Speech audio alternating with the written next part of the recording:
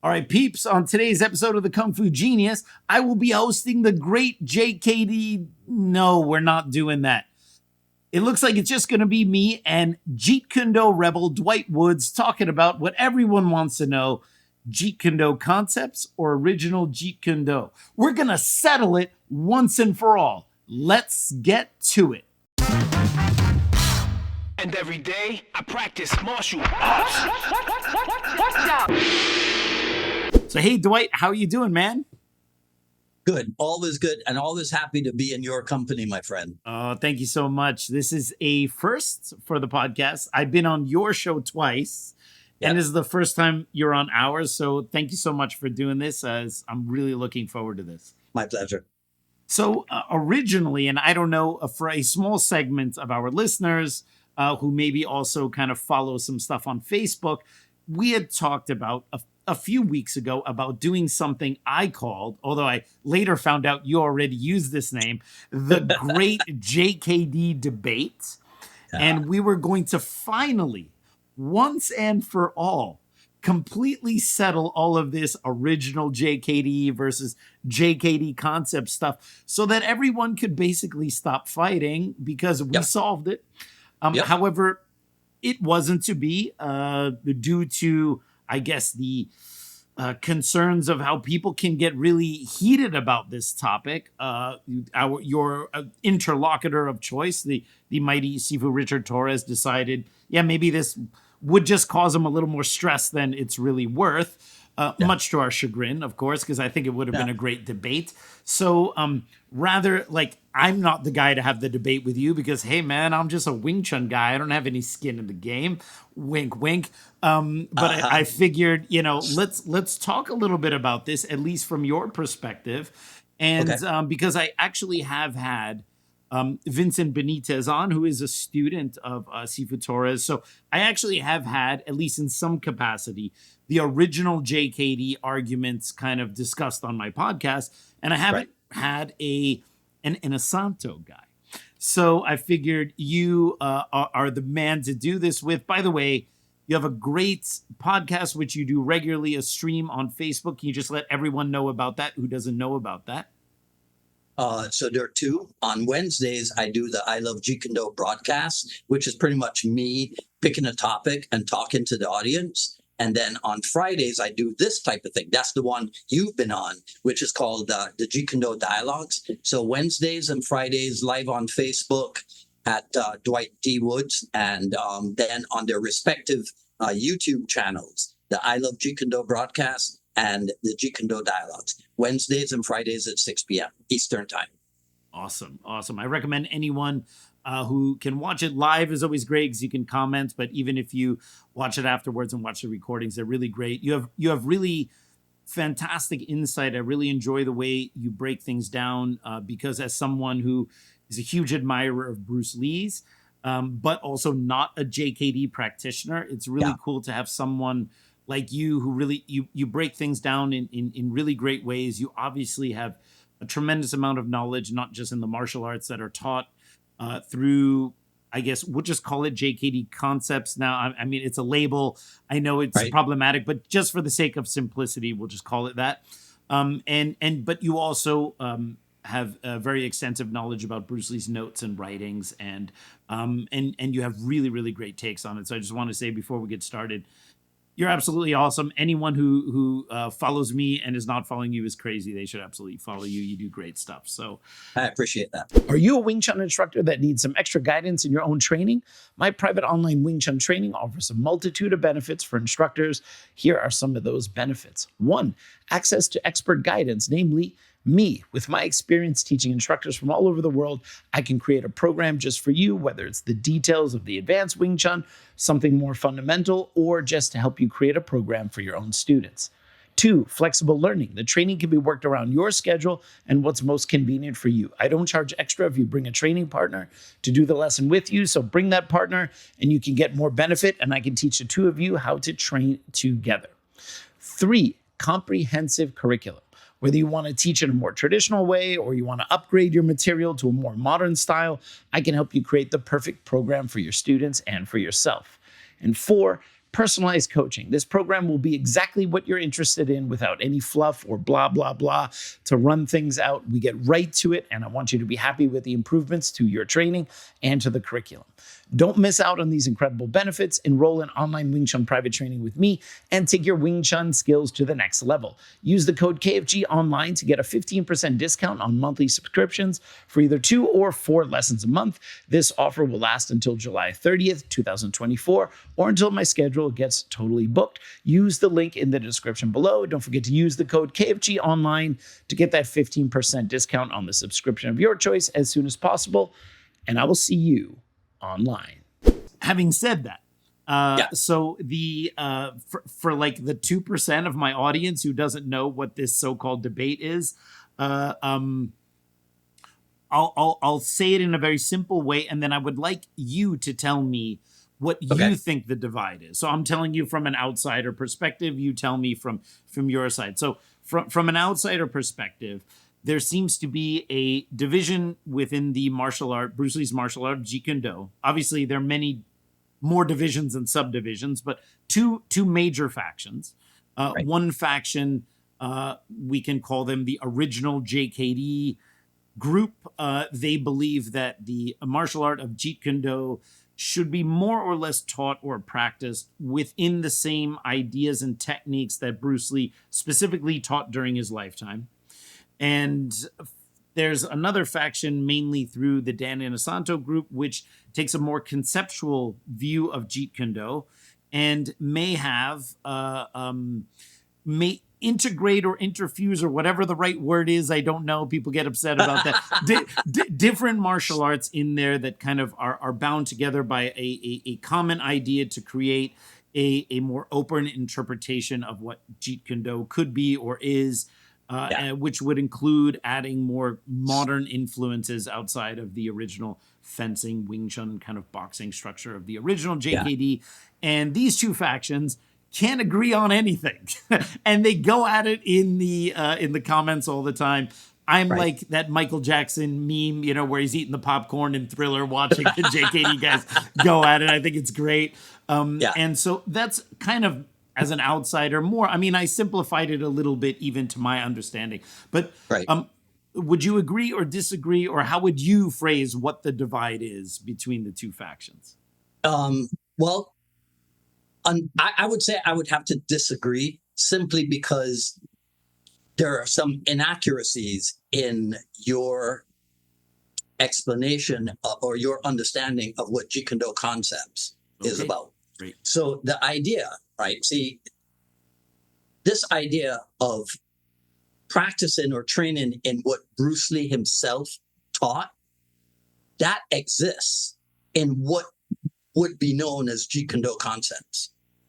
That has not been extracted, right?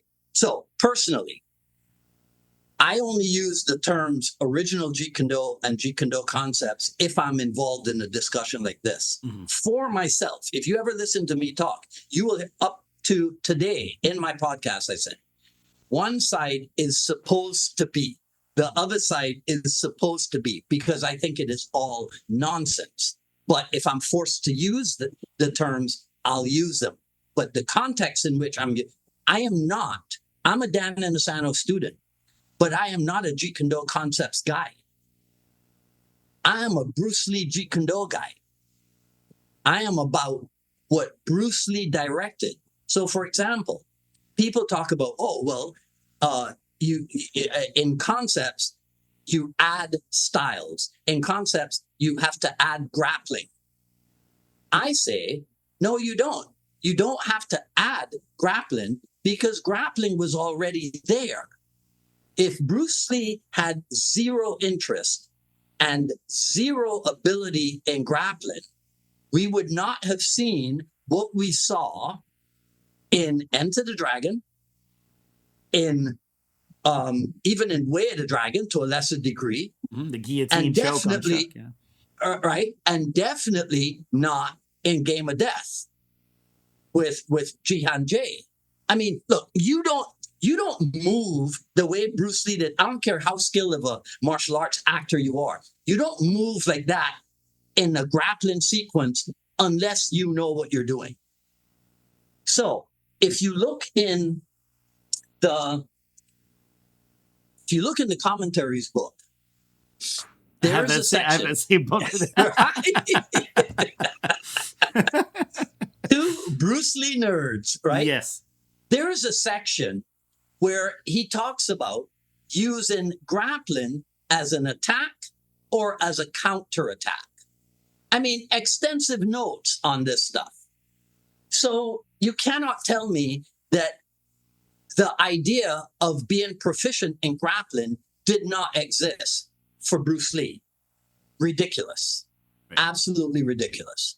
Right? So I don't see that you have to go add grappling. The idea of being functional in all the phases of combat was already there. The idea of being skilled at kicking, being skilled at punching, being skilled in trapping, being skilled in grappling was built in to Jeet Kune Do. So this idea that his followers after his death had to go add stuff, that is not true. It's already there.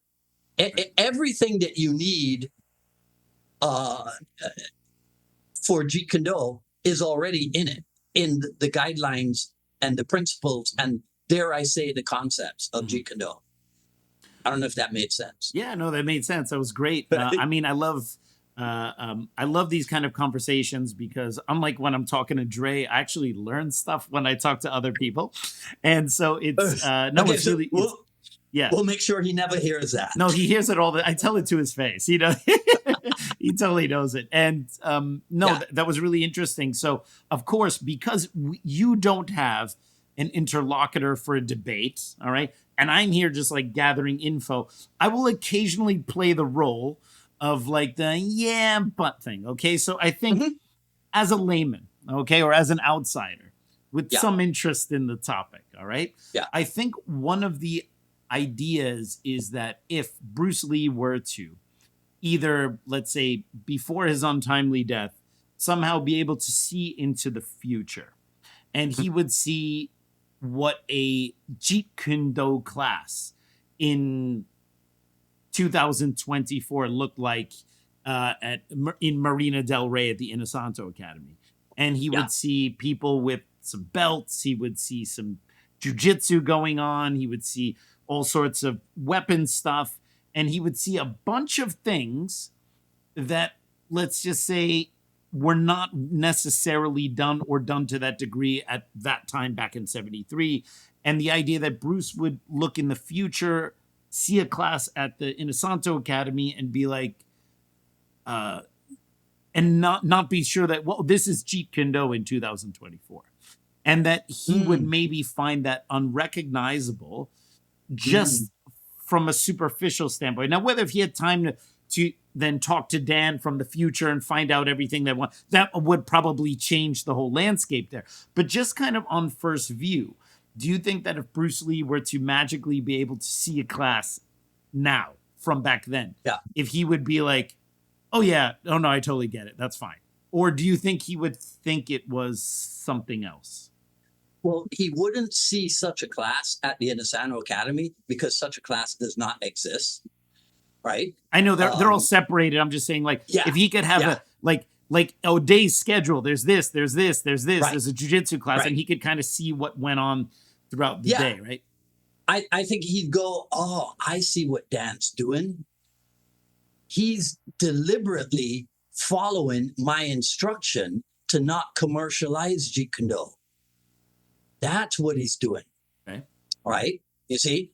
But that would be 2024. But let's say that he had come back instead of 2024. Let's say he had come back between 74 and 84, right? Or even 70 to 84 when Inosanto was in the backyard. He would have been like, that's my boy. Mm-hmm. That's what would happen. He'd be like, that's my boy. He's staying true to it. The thing that happened is that in 73, when Bruce Lee died, they had outgrown the backyard where they had been for about 4 years or so. And are you talking about Dan Inosanto's backyard, right? Yeah. Yeah, they had outgrown his backyard, right? So the idea was, okay, look, let's do this.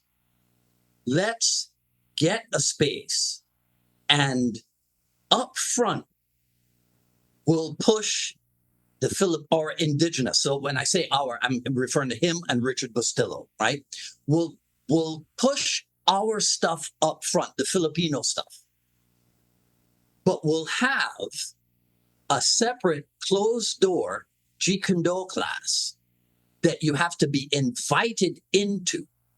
So you can train all this stuff, but we'll keep the Jeet Kune Do semi-private, so to speak, and on the down low. Mm-hmm.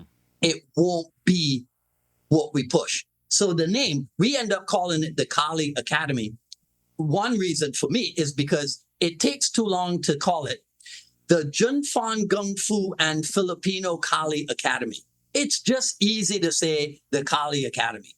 Plus what you're doing, Alex, is you are downplaying you're not doing this. Every 2 words out of your mouth is Bruce Lee, Bruce Lee, Bruce Lee, Bruce Lee.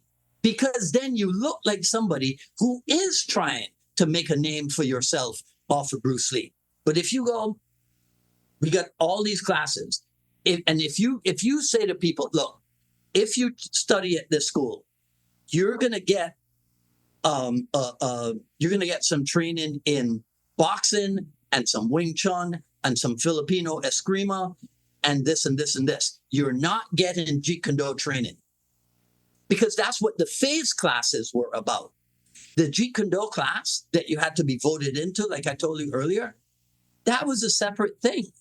That was not at all. You could not go to the Junfan Gung Fu and Filipino Kali Academy and sign up for Jeet Kune Do classes. Wow. No, didn't happen. Right? So that idea of, now I forget what we're talking about. What idea we were talking about? Was right? that if Bruce were to be transported? So I would say any time between 1970 and 1984, if Bruce Lee had showed up and he had seen what was going on, he'd understand and he'd go, I approve. You're not commercializing it. Interesting. Actually, I really appreciate that history on the Kali Academy because, as someone who, I have the old books, like the Chris Kent books and Tim Tackett books. Yeah, I have all those books. And I remember reading about the Kali Academy, and I always thought that it was kind of curious that that's what he called his school after Bruce Lee's death. And I think the narrative in my mind is, well, that's because that's the direction he wanted to go in. And I didn't realize that the Jeet Kune Do portion, it wasn't like he was pushing Jeet Kune Do out of the way. He was kind of, as you say, sticking to what Bruce Lee wanted, not commercializing it, keeping it like a special. That gives that's really interesting. That gives me a lot of, but that actually completely changed the way I thought about it. Now, imagine if he had named it the Dan Inosanto Jeet Kune Do School. Oh yeah. I mean, come on. Right. Yeah, right? Absolutely. He never did that. Wow. Now, you mentioned until 1984. So what changed in 1984? Okay, so in 1984, the Kali Academy, right? I'm going to get myself in trouble with that one, right? In 1984, the Kali Academy closed. And that gave birth to the Inosanto Academy.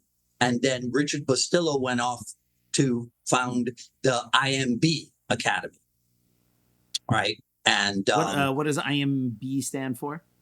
So there are two. It's an acronym for two things. Okay. In one iteration, it stands for Inosanto Martinez Bustillo. In another iteration, it stands for International Martial Arts and Boxing. Okay. Right. The Martinez brothers were they became business partners of Richard Bustillo's, and Dan Inosanto was on the roster. He did teach classes there, right? So IMB became the name of that location, Understood. right? But so he had at that time, I think there was an iteration of the Inosanto Academy where he shared space with Hawkins Chun. So Right. they had a school together for a while, right? And then that dissolved, and he went on. At one point, there were two schools. One I think was in Marina del Rey, and the other one was in some other town, I forget.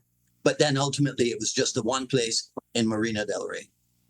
Interesting. All right. Okay. All right. That makes a lot of sense. So, was there a change from this kind of keeping the JKD separate and keeping it invite only at that point? Has that since changed? Is it like, can you now sign up and learn JKD at the Inosanto Academy, or is it still something you have to kind of be invited to? No, it's so. Here's what changed, and now this is my take on it. In 1979, so this is before the Kali Academy closed. In 1979, a guy named Bob Breen from England invited Inosanto over to England to do a seminar. That was the birth of the Dan Inosanto seminar career. Mm-hmm. Okay. Now, Cass Magda said to me once that in the early days of going to do seminars with Inosanto, you show up and you got 100 guys in their karate gis and their bare feet, okay, who do not have a proper on-guard position, do not know anything about footwork, do not know anything about basic boxing or what have you. So if they have nothing, how can you start teaching them a thing which, as you well know, catered to a certain degree to people who already had a background? Sure. You see, right? So there's no way that you can say, and that was not even his intention, to be honest with you. He never wanted to go and teach Jeet Kune Do. So that's why if you find, you know how Black Belt Magazine has all of its catalog in Google Books. Mm-hmm. Yes. So if you go to the Black Belt Google Books and you do a search for Inosanto, for the words Inosanto and seminar, a ton of stuff will come up. And in about 98% of the results, it will say something like, Dan Inosanto will be teaching a martial arts seminar on Filipino Kali Eskrima, Silat, and Muay Thai or something.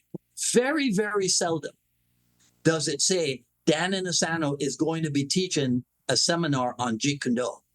Very, very seldom. Interesting. But this is the thing. We all know who he is. He's Bruce Lee's premier disciple. Right. So, right, if you go to an Inosanto seminar, you're thinking, this is Bruce Lee's boy, right? I'm going to get some Bruce Lee stuff. So when they pull out double stick, you're like, whoa, what the hell is going on here? Right? So at some point along the line, somebody determines, oh, Inosanto has added double stick Kali to Jeet Kune Do, or Inosanto is now calling Kali Jeet Kune Do. And that never happened. I see. You see, that never happened. When I went out, if there was a way to share my screen or whatever, I could show you the ad, or I could send it to you if you want to put it in later. Yeah. Right? if you see the ad for California Martial Arts Academy 1982 4-week-long seminar at UFC Irvine, it clearly says Dan Inosanto, Kali Eskrima. In 1983, when I went out, it said Larry Hartzell and Tim Tackett, Jeet Kune Do. So there's nothing there that says Dan Inosanto is going to be teaching Jeet Kune Do. I'll tell you when that happened on seminar.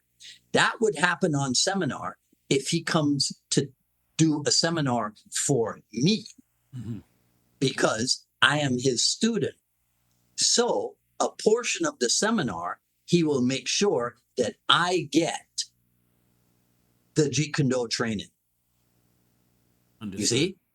Okay? Because he's there to do the seminar for my people, but also to make sure that I get, that I am kept up to date with what's with the JKD training as well. You see? But if he's doing a seminar for whoever, right? No. And now here's the thing. I had him here 1989 to 2006. I always referred to it as a Dan Inosanto seminar, never as a Jeet Kune Do seminar. Always as a Dan Inosanto seminar. In fact, there was a time here in Miami, a guy was doing a Bruce Lee commemorative thing, and he wanted me to do a demonstration. And he, on the flyer, he put Jeet Kune Do demonstration. And I made him change it to a Jeet Kune Do training methods demonstration, not a Jeet Kune Do demonstration. That's how militant we used to be in the old days about not, we would be careful to not try to present or promote anything as this is Jeet Kune Do. Because, Alex, ultimately, Jeet Kune Do is a thing that disappears. It's a thing that's invisible. When Bruce Lee moves, Bruce Lee moves. When Bruce Lee moves, oh, look, that he's moving Jeet Kune Do. He's doing Jeet Kune Do. Jeet Kune Do ultimately is not a bloody thing that you do. It's a thing you become. That's why it is both an art and a philosophy. So there's the physical aspect for damn sure. Yes.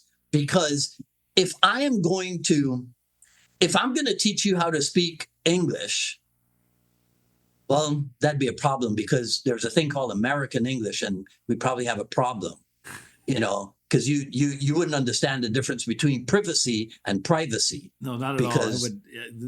You might as well be speaking, Norwegian. Yeah, right. You wouldn't understand the difference between the letter Z and the letter Z. Certainly not.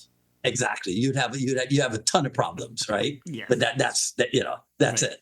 Right. So I would have to start you with A, B, and C. I'd have to teach you the components of this thing called the alphabet. Yes. But at some point, I'm going to let you loose to do your own thing. Once you have shown a certain level of proficiency with the letters, now you can go do your own thing. And as you become more and more proficient, then you'll understand that, why the thing about vowels and the thing about anagrams and the thing about antonyms and synonyms and all that stuff. And ultimately, what are you doing? You're just expressing yourself in the English language. You're not doing English anymore. Right. But you did start out learning English. Yes.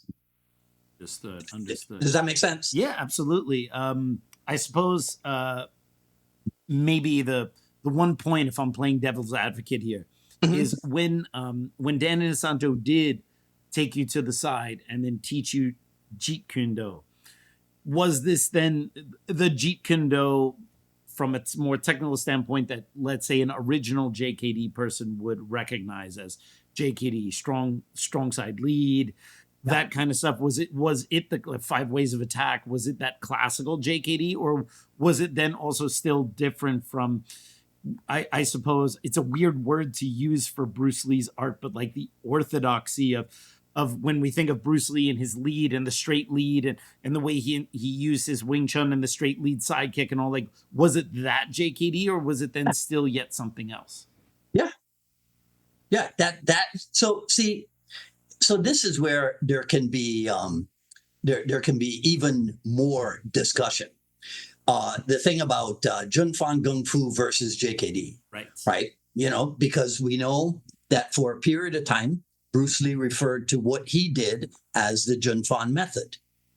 When he, after the Wong Jack Man debacle, and when they started sparring full contact with the protective gear and what have you, around that time, the name or the idea of Jeet Kune Do came about. Okay. My question is this. So you know how July 9th, 1967 is the date on which the words Jeet Kune Do first appear in Bruce Lee's day timer. I'm sure you've seen that image. Yes. Okay. So what is that evidence of? That was the in first your time, opinion? that was the first time he wrote it down. Yes. Yeah. That is the first time those words appeared in his day timer. It is not necessarily the first time he wrote the words down. Right. It's the first time those words appeared in his day timer. Sure. It is not the date on which he created the name for the art that he founded. That's interesting. You have no evidence of that. Right. You see? So this idea, so my question is this. If July 9th was a Sunday, if they had had class on July 8th at the Chinatown School, and they were going to have class on Monday, July 10th, is what they were teaching or training or practicing, did it change radically over a 24 or 48 hour period? Well, obviously it must have. It's in his day timers now, Dwight. You know what? It must have. It must have. So at what point, right, did the thing, so yesterday, we refer to it as Jun Fan Gung Fu or the Jun Fan method. From today on, we're calling it Jeet Kune Do, and it is completely different overnight. Doesn't make any sense to me, right? But it becomes another point of contention because people are always looking to contend. Right. Absolutely. You know, right? So yeah, so in private sessions, when he's here on seminar, there are certain things that Sifu Dan would show. Now, to the group attending, yes, kickboxing stuff, right? Footwork stuff. So the footwork you could find in the Fighting Method book, quick advance, quick retreat, advanced shuffle, retreat step, shuffle, pendulum step, all that stuff. Yes, because these are the tools of Bruce Lee's method. So you can share those, you can teach those to a group in a seminar, especially if it is a group of people, the majority of whom are students of your student, right? Or students of other of your Florida students who have come to Miami for the seminar. Yes, you could definitely do that. Right. You see? But now, that is a surface level. That is so people get the idea of the art.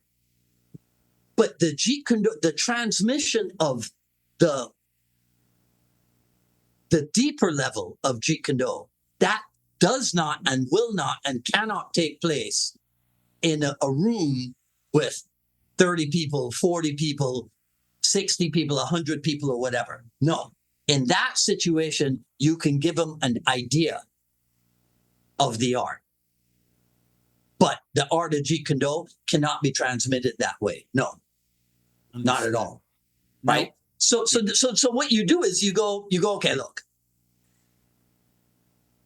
Jeet Kune Do cannot be transmitted en masse, but I can highlight some of the concepts behind the art, some of the guiding principles behind the art when I'm on seminar. And you know what? I can also do this. I can show how something like the 5 methods of attack, you can do that with a stick in your hand. And you can see that in an art that kicks and punches and elbows and knees like Muay Thai. Right. And so on seminar, I can show people that there's more commonalities in martial art than there are differences. You know, I could show people how in Wing Chun, there's this thing called Bong Sao, Never heard of it. right? And some people call it the wing block. And I can show them how if I take a single stick and I block like this in angle 3, my arm is in almost the same position. And curiously enough, both systems call it wing block of some sort. So now you go, wow, that's pretty interesting. I wonder what else there is out there where there are similarities or commonalities or what have you. And then if you're a martial art nerd, as is Dan and Inosanto, you want to learn as much as you can about, which is why there's like 8 people that he can call Wing Chun instructors of his, right? Because, yeah. Now, you want to hear something? Sure. Okay. Inosanto was a pain in the butt to Bruce Lee about the Wing Chun How so? because he wanted the Wing Chun, And Bruce didn't want to just teach him that. right? And Bruce Lee was kind of like, "Nah, man, damn, we're moving past that, right? Right? So, what did he do when he went to Hong Kong? He checked out some people in Hong Kong who could update him on his Wing Chun. So Simon Lau, Francis Fong is probably his biggest influence. Moyet, Duncan Lung. I'm trying to do these because in one of his books he lists all the people that he spent. I'm that sure he also spent Hawkins time. is also on that. Hawkins list as Chung, well, right? yeah. Sorry, yeah. William Chung at one point was on the roster of that seminar that I referenced earlier, the CMAA. He was there probably for a couple years. So, and then Inosanto did go to Australia as well, right? So, because he wants to train as much as he can in as many different things as he can. And then the other thing that he would do is, well, if it's good enough for me, it's good enough for my people also. So, Dwight, you should bring Herman Suwanda to Miami for a Monday Muda Silat seminar. You should bring Salem Astley for a Savat seminar. You should bring Francis Fong. You should bring Eric Paulson. You should bring Bert Richardson. You should bring, right? So we were all encouraged. And because we are Inosanto students, well, hell, we want to be like him. So if he's training all this cool stuff, why the heck won't I train all this cool stuff as well? Sure. But that's where this idea that because we look at other things. Now, I remember talking to a guy that they call the Kung Fu Genius. And I remember asking him one time when he was on my podcast about why he trains with like people like the Valente brothers. Right? And he said something to me like, well, I eat, sleep, breathe, live Wing Chun. So I don't want to go, I want to look at other things. Right. Well, that's Dan Inosanto as well. You know, so to a certain degree, it started with him with the Filipino stuff. Right? There's like 35 different people that he's trained under and what have you. Right? Okay. But anyhow, but to get back to the original versus concepts argument. My theory is the magazines did it. Sure. The magazines, right? So I think it was Black Belt Magazine, 1990. I forget what month. And the article was titled something like, "Is Bruce Lee's Jeet Kune Do disappearing?" I remember Okay. that. Yeah. Right? And then the sub headline was something like Ted Wong surfaces to fix things or Settle the score, something like fix that. the record or something. Yeah. Yeah, right? Cool. So because what did the magazine realize?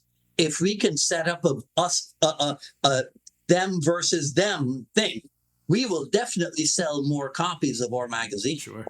Because everybody knows that. Yeah. Right? So as some people would say, controversy sells, as some people would say, controversy sells. Sure. Yeah. And Okay, there's definitely a right way to say that. Stop right here, gentlemen. Yeah, no, it's the same thing. Right? Look, Black Belt and Inside Kung Fu did it between my former teacher Leung Ting and William Cheung, and I mean, it's how the Hong Kong media did it between me and my former teacher Leung Ting. Right. It's what sells. Yes. Okay. And so a lot of people get caught up in it. Mhm. Fine. Okay. I understand that. But I am not interested in getting caught up in that because Bruce Lee said, what's the difference between hard style and soft style? Not two. So what's the difference between original Jeet Kune Do and Jeet Kune Do concepts? Not two. You see, it is immediately the idea of this and that combined. Okay. So I am not interested in, as much as I might spend time on the internet, seemingly getting involved in this argument. Sure. If you listen closely to what I'm saying, you might just hear me constantly saying, it's stupid that we've been arguing about this stuff for 3 to 5 decades. Right. It doesn't make any difference to any of us. But look, and it would not have happened, Alex, if Bruce Lee had not died prematurely, and if after his death, posthumously, he had not become an international superstar. Sure. You know, Bruce Lee died July 73, and I think it was by September of 73, Mito Uehara had started publishing Fighting Stars.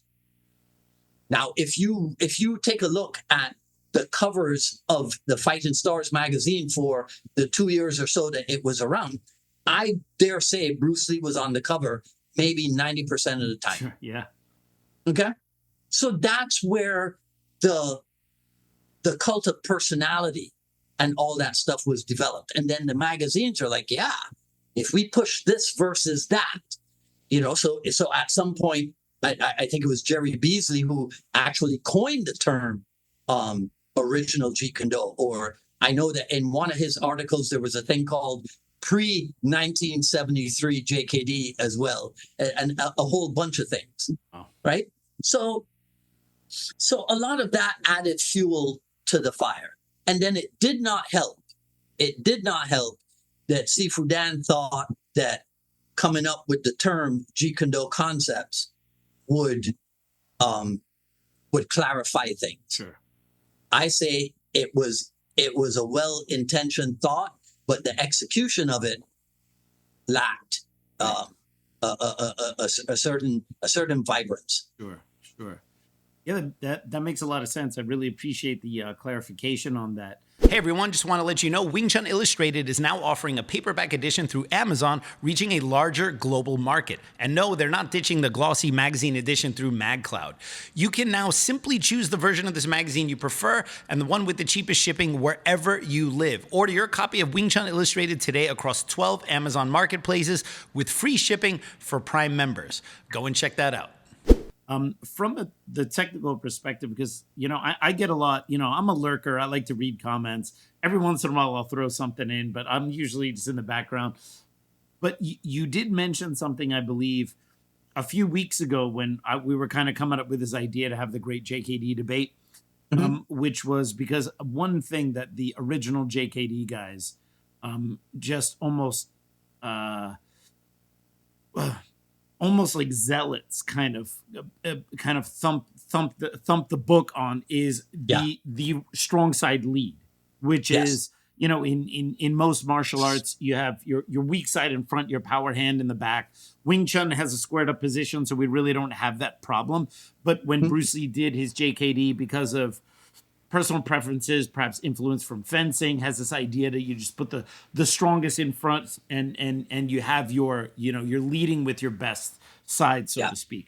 And then that has now become kind of a trademark or a bullet point for what is then original JKD. And you had mentioned that during Bruce Lee's lifetime, this was something that he even told some of his own students, perhaps based on their boxing experience, that they don't need to do that. And so I wanted you to maybe clarify from your perspective this idea that if you weren't putting the strong lead forward, then you weren't doing JKD is actually not, on balance of evidence, something that Bruce Lee really believed in, because he obviously would tell some of his students that they didn't have to use it. So I can't speak for Bruce Lee, so I wouldn't term it or couch it in terms of that he didn't necessarily believe in it. I'm pretty sure. I'm pretty sure he had a strong belief in strong side forward, but it was a theory. Okay, it was a theory. Now, if that theory has been proven beyond the shadow of a doubt to be the most efficient way to engage in combat,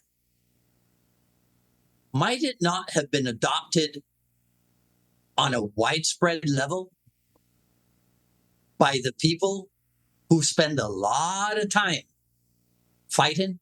Sure. Yeah. Because we know that there's a ton of UFC people who are influenced by Bruce Lee. But we don't see the majority of them doing this power side forward or strong side forward. And then the whole idea, again, right?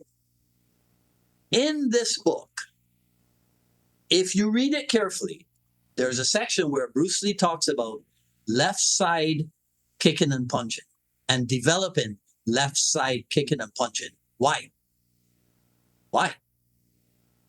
If the guy is about totality, if the guy is about the balance of yin yang, right? Why wouldn't you develop both sides? Sure.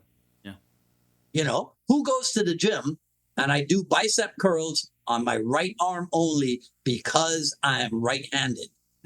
Right. And because I train in Jeet Kune Do, and so I want to have my power side forward. So guess what? I do zero strength training for my left side because that's my weaker side. And Bruce Lee said, cultivate your strong side forward. Who would do that? Nobody. Nobody squats on one leg. Well, there is a thing called one-legged squats, but nobody squats and works just one leg. Only one leg, yes, of course. Yeah, only one leg, right? So, no. So this might be somewhat of a heretical thing to say, but it's a theory. It's not proven to be,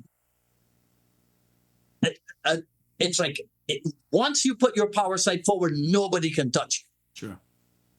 Okay? So it's an idea. Right.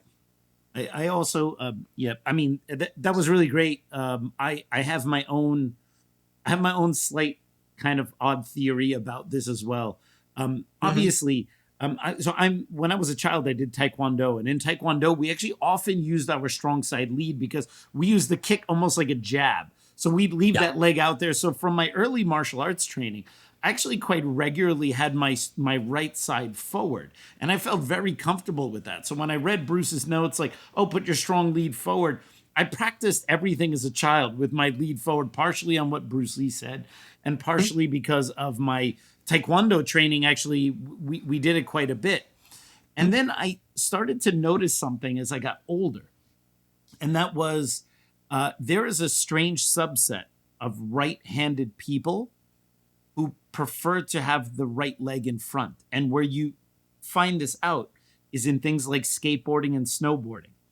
When you are a right-handed person, but you put your right leg in front when you skateboard, you are called goofy-footed. And most goofy-footed people are left-handed. They're not right-handed. But there's a weird subset of martial artists, or I should say people, who are goofy-footed right-handed. All right? Meaning that they're right-handed, obviously, but they prefer to have the right lead in front. I am right-handed and goofy-footed. When I snowboard and skateboard, I have my right lead in front. Yip Man was right-handed and goofy-footed because when he did the long pole, he would use the right lead in front. We have this from the Tang Sang video. So you use usually the same lead in long pole as you would like a skateboarder and snowboard. And so I often feel that I can't confirm it. I've never seen Bruce Lee ride a skateboard. But I would assume that part of the reason why he felt so comfortable with a right lead as a right-hander is because he may have actually been a goofy-footed right-hander. And so that would mean that that was, in fact, the perfect setup for him because of how his nervous system and how everything was set up. And so you may have a thing of people who have a normal right-handed nervous system, which would have the left leg in front, trying to then force themselves to do something else, and it won't work because they're not wired for it. So it's a pet theory of mine, but I believe Bruce might have been goofy-footed as a right-hander. So anyway. Well, hey, let me ask you this. In your travels, have you ever seen a Bruce Lee skateboard? I have like 2 of them right here. I figured you did. Because I know a guy who got some out of Hong Kong years ago, decades ago, like in the 80s or what have you. What about Bruce Lee chewing gum? Have you ever seen that? Bruce Lee chewing gum? No. Yeah. No? Yeah. I mean, I'm sure. I mean, I've seen so many photos of him, but just one doesn't come to mind. I think I can do a little deeper. There must be something where we see Bruce doing some athletic activity that a right-handed person would normally do with a foot in front, and he's doing it with the right, and then I might be able to somewhat. There's that footage of him playing ping pong with the... Did you hear what he just said? The footage of him playing ping pong with the nunchucks. Do you know how many times I have to tell people, that's not Bruce Lee. That's a Nokia ad from 2009. I know. And they're like, really? And they're so disappointed. It's like, you thought that was Bruce Lee? Like, are you kidding me? Crazy. Yeah. Yeah. Well, you know, it takes all types. Okay. So now what else do we have to make sure we cover here? So I think the last thing, you know, because we're approaching an hour here, the one thing I definitely want to make sure that we discuss is, you know, something from the that I would say like original JKD people tend to use to prop up, you know, their case for Bruce Lee not being one to kind of want to mix styles. Now, from what you just told me and the way you explained it about how Sifu Inosanto ran things at the Kali Academy, why he called it that, you know, and that JKD was something that was really just taught kind of for a private invite only. And from what you said about even when he went on his seminar tours, that he wasn't teaching Bruce Lee's JKD, so to speak. He was teaching whatever arts he decided to come and teach. I am now completely of the opinion, well, I don't think that what is called JKD concepts is in fact a mix of a bunch of things and that is being called JKD. I mean, I didn't really feel that before, but what you explained today made it very, very clear.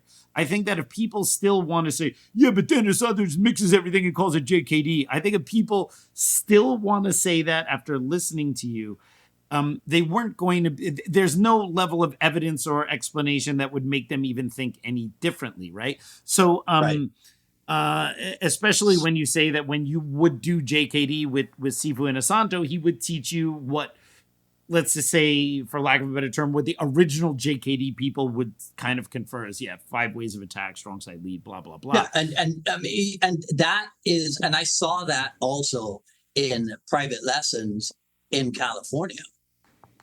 Right. All right. You know, so yeah. So I would say it's really They just don't just a perception issue, and like you said, maybe even Sifu Inosanto opting to call what he called what he did JKD concepts. Probably, in hindsight, of course, maybe wasn't the best idea to not kind of fan the flames of this so-called division. I'll give you an example. Mm-hmm. August 1988, Janesville, Wisconsin. Right. He finishes a section on the trap in hands. Okay. Mm-hmm. Now, that leads into a thing on Penjak Silat, right? And what he starts to talk about is how in Wing Chun, the trapping is kind of like at this level of penetration, mm-hmm. whereas the Silat is at this level of penetration, right?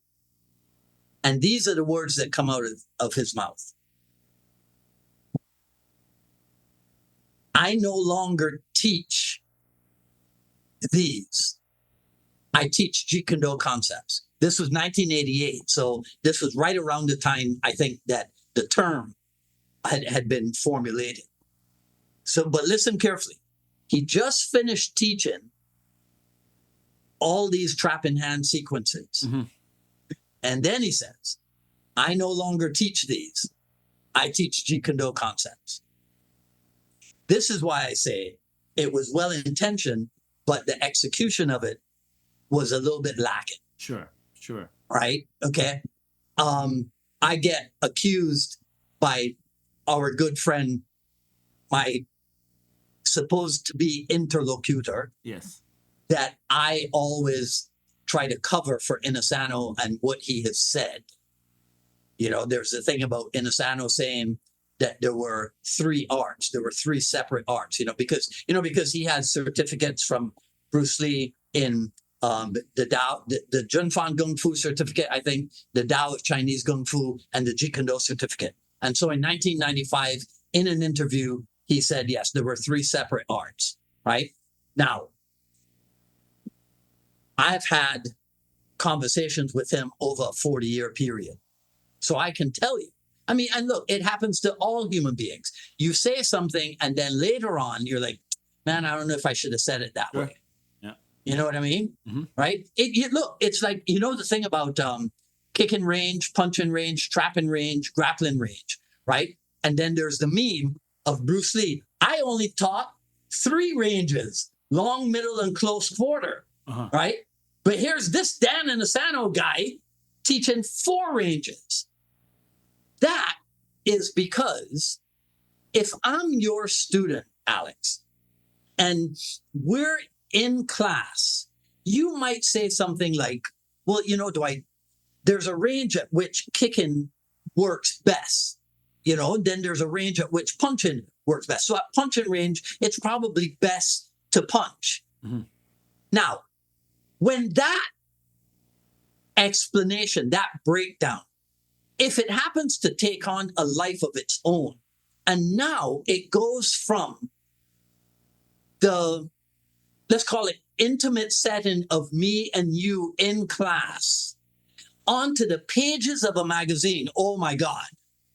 And that happened very often because there was a clamor. When Bruce Lee died, there was a clamor for more and more Bruce Lee stuff. Yeah. You see? So now, in that Kali Academy JKD class, where, there's a Jeet Kune Do speak, right? There's a way of talking about it. You take that outside and you start talking on seminar in a foreign country, in another state, you start talking the way you talk with your JKD guys in your weekly class, the level of understanding might not be the same. Sure. You see? And so that is one of the things that happen. One of the other things that happen is the Inosanto seminar presentation system, the Inosanto curriculum for seminars. Mm-hmm. A lot of people took that and turned that into their academy curricula. Mm. That's a problem. Sure. You see? Because they are going after a product and not a process. Sure. You see? And so that is another aspect of this whole thing that presents a problem. So that's why it's possible for a kid in the Northwest to go to a Jeet Kune Do school back in the 1990s or whatever. And one day or 1 week, they're doing Savat. And then the next day or the next week, they're doing Silat. And then the next day or the next week, they're doing boxing. And then the next day or the next week, they're doing something. And the label is, it's supposed to be a Jeet Kune Do school. Mm-hmm. But it's all this foreign, it's all this other stuff. Right. Well, that's because somebody took the seminar presentation system where Inosanto is trying to give you ideas about commonalities in arts, or just open your mind to the vast expanse of various martial arts that are out there. So he's the United Nations of Martial Arts ambassador, right? So he wants people to dig Cambodian martial arts. He wants people to dig Burmese Bondo. He wants people to dig, whatever is out there, right? So that's what he does on seminar. But then people go, well, if this is what Dan Inosanto is teaching, this must be the curriculum. Right. So this should be the curriculum that I have for my school. That is a severe lack of understanding. Mm-hmm. You see, a severe lack of understanding of what Jeet Kune Do, what the Jeet Kune Do process is about. Right. Yeah. It makes Ultimately, it's an invisible thing, man. Ultimately, it's an invisible thing. It is not this, because when look, what people's mental images of a physical Bruce Lee come from where? Films mostly. Exactly. Yeah. Exactly. You think that's him? Totally? No way. There's stuff, because we all know the stories about the black blur of Kato right? And it's like, no, Bruce, you got to slow it down. You got to make the movements bigger, right? For the camera to pick it up and what have you. Right. Right. So we know that.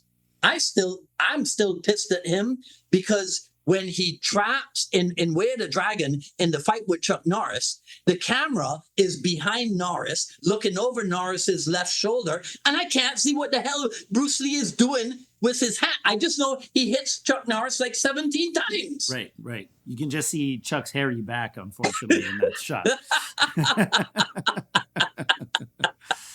Right? So I'm still annoyed at Bruce Lee for doing that to me because my knowledge is not yet complete. That's right. You could have been had you only seen.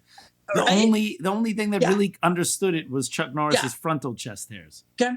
So, but what does he say? What are the messages that Bruce Lee tries to convey about martial art in the movies? If it can help you to protect yourself in a fight, it doesn't matter where it comes from. You should study it and you should understand that. Right? I have a theory about the fight scene in Enter the Dragon. If you look at it, he starts out what? Linsu Daida. Bang, bang, bang. Which fight scene? Like when he's downstairs? The dungeon. Yeah. Yes. Right? The fights with the guards. Mm-hmm. Okay? Then he realizes it's too many of them. I need something that can keep them off. Right. So he goes to the staff. But then he realizes this thing is too long for this confined area. So he drops them picks up the double stick because now he has an equalizer. He can keep them off to a certain degree, but he can be more mobile. Mm-hmm. Can't run around with a staff the way you can run around with double stick. Right? So he's showing that you got to be skilled in empty hands and you got to be skilled in weaponry. Right. These are the messages. You got to be skilled in empty hands, which means you got to be skilled at the striking and you got to be skilled at the grappling. All these things, if you know what to look for, all these messages are conveyed by Bruce Lee in his movies. So if his premier disciple on seminar tries to convey the same messages, how the hell does that become, oh, he's adding? All right? When Cass Magda was here in March this year for our Titans of JKD seminar, Cass started to do something. And I was waiting for him to say Muay Thai because I recognized the elements of Muay Thai in what he was doing. He never mentioned it. And I go, that's it. That's how Inosanto shot himself in the foot also. There's a famous Australian video where he talks about, I could enter with a kick from boxe française. Then I could use the jab from boxing. Then I can use a pak sao from Wing Chun. Then I can go into a lock from Jiu-Jitsu. And then he says, this is the Jeet Kune Do blend. So some people have jumped on the bandwagon saying, look, there. He created a new style of Jeet Kune Do called the Jeet Kune Do blend. Mm-hmm. And he's saying that all these things make up Jeet Kune Do. And I tried to explain, no, he's doing the martial art humility thing where he's given credit everywhere possible. So this comes from French Savate, this comes from Western boxing, this comes from Chinese Kung Fu, this comes from Japanese or Brazilian Jiu-Jitsu. Which is kind of cool, but not if you have enemies out there who are trying to shoot arrows in your back. Sure. Right? And accuse you of adding stuff. Right? Especially if there are people whose mentality is this. Dan Inosanto, you were graced by, you had the opportunity to touch hands with Bruce Lee.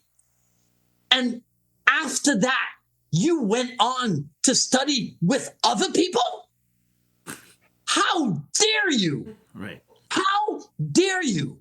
The world's #1 martial art genius. You were his right-hand man. And then you stab him in the back after he dies, and you study Filipino martial arts, and then you go study Muay Thai, and then you go study Pencak Silat? What? What kind of loyalty is that, Dan Inosanto? Right. That's the mentality. Sure. Now, when another guy comes along and says, all I teach is what I got from Bruce Lee. Be still, my beating heart. This is the shit. Right. Because all this guy teaches is what he got from Bruce Lee. This is therefore pure, unadulterated Jeet Kune Do. I'm with him. Yeah. As if. Right. Yeah. As if what they're doing represents Bruce Lee's genius, skill, or as if somehow that psychological security in saying, well, we're doing this thing from this guy here is enough to say, okay, we don't need to develop anymore. As if Bruce Lee wasn't constantly in development throughout. I mean, when you look at what he taught his early students in the Seattle period versus in Oakland versus in Chinatown versus where he sure would have been later had he not died prematurely. The idea that it's like, nope, right here, that's it. Yeah. That's like, this is peak Bruce Lee. Don't you love it when people do Bruce definitely would have trained with the Gracies? Yeah, who knows what he would have done? Maybe yes, maybe not. Who knows? Right. I'm like, wait. Where do you guys get these ideas from? If you're going to play the what if game with Bruce Lee, I say play the what if game based on what he did actually do. Right. Now, where did Bruce Lee go to train with anybody? Nowhere. People came to him. Right. Okay. So this idea, right? So, but there's so much presentism, with you know, when Bruce Lee is involved, and a lot of wishful thinking, and I get myself in trouble because I do not jump on either bandwagon. I stay as much as I can in the middle, trying to point out, well, this makes sense from over here, and this makes sense from over there. Right. You know, but so, and especially, you know, there's a new thing on Facebook now, a page dedicated to the argument of original versus concepts. Jesus. Dedicated to the argument. I get invites to JKD pages all the time on Facebook. Like, click, no, next, like, next. Do you need another one? Yeah, crazy. Crazy. Well, Dwight, that's why you are the JKD Rebel. You are neither this or that. You know, water can flow or it can crash, or it can be the JKD Rebel. Anyway, that was awesome. I really appreciate that. I really learned quite a bit. I had a lot of misconceptions cleared about what Jeet Kune Do concepts is. You're definitely the guy to do it. For people who want to hear more, they definitely need to follow your two broadcasts, because you bring it every week. It's awesome. I had a lot of fun. We should definitely do this again. And maybe we will get you a debate partner next time, and we can do it like all formal, and I'll be here, with my tuxedo on, and 10 minutes for the JKD Rebel. All right. Yeah. That would be just amazing. make sure it's not somebody who's as lethal as, you know, my good friend. Well, you never know. You never know, right? Perhaps more, perhaps less, but someone who will show up and have this debate with you, that would be really fantastic. Thank you so much, Dwight. I really appreciate it. Hope to see you again soon. All right, and thanks my for pleasure, joining my friend. us. Take care, man. All right, you guys take care. Awesome. All right, everyone. Well, I hope you enjoyed that episode of The Kung Fu Genius. As always, don't forget to subscribe to The Kung Fu Genius. Hit that bell for notifications. Let me know in the comments if you like this kind of content and if you want me to do more. And as always, I'll see you guys next time. Word is I'm a kung fu genius. Technique speaks for me, not lineage. Forget Jet Li, cause I'm the one. Many call me Sifu, but to you I'm Si-Kung. And I produce masters. You surpassed us. Your kung fu stiffer than corpse and caskets. City Wing Chun is the house I built. Violate the gate and your blood gets spilt. Alex Richter, always the victor. And not. Perfect freeze frame too. Hold on a second. Your screen just froze. It was epic.